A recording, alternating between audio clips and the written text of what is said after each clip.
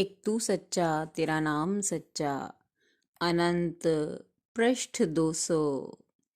सतपुरुष बाबा फुलसंदे वाले कहते हैं, तू तो मेरे दिल में बसा है पार ब्रह्म महाराज। परम पुरख परमेश्वर मेरे तू राजों का महाराज।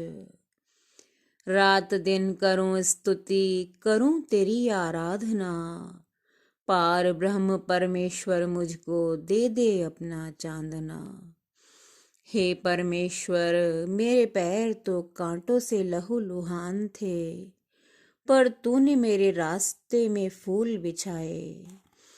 सतपुरुष बाबा फुलसंदे वाले कहते हैं कि जो कोई ईश्वर को जानता ना हो और कहे मैं जानता हूँ तो उसका दोष है। जो जानने के बाद कहे कि वह जानता है उसका भी दोष है। जिसे वो आप जनावे और कहे कि कह दे और वो ना कहे उसका भी दोष है। दीनता का अर्थ है उस सृष्टा की आज्ञा में आना, चाहे वह जगत को सांग ही मालूम पड़े। क्योंकि कौन है जो खुली आंखों उसके सांग को देखने की ताब रखता हो। केवल संत उसके सांग को देखता है और उसमें कूद कर नाचता है। दुनिया उसे नादान और नीच कहती है, लेकिन सृष्टा कभी नादान नहीं, सृष्टा कभी नीच नहीं होता। ये जगत तो सृष्टा के हृदय का उल्लास है, तमाशा है। जैसे होली की रातों के चांदने में लोग झूमते गाते हैं, ढोल पर प्रेतों की तरह नाक में बोलकर सांग भरते हैं, पर वे न प्रेत है, न जानवर, न निंदनीय।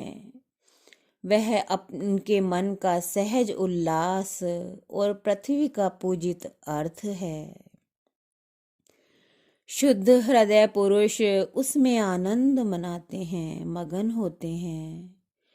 वे उनकी और होली के बसंत की निंदा नहीं करते। सतपुरुषों के हृदय सदा बसंत हैं, वे स्वयं निर्मल तीर्थ हैं। जो मनुष्य को जान लेगा वो जगत और सृष्टा को भी जान लेगा, पर सब खुद को जानने में असमर्थ हैं, क्योंकि वे कागज पर लिखे शब्द की तरह हैं। जैसे महल, कागज पर कहीं महल चिना नहीं गया, लिखा भर गया है। जो शब्द को जानेगा वह सत्य को जानेगा, जो सत्य को जानेगा वह खुद को जानेगा, जो खुद को जानेगा वो सृष्टा को जानेगा, जो सृष्टा को जानेगा उसके बाद वह संत को पावेगा। क्यों कि वो आदि का भी आदि और अंत से भी परे है। वह रहस्य है, वह सृष्टा और सृष्टि के रहस्य को दिव्यता और ईश्वरत्व प्रदान करता है।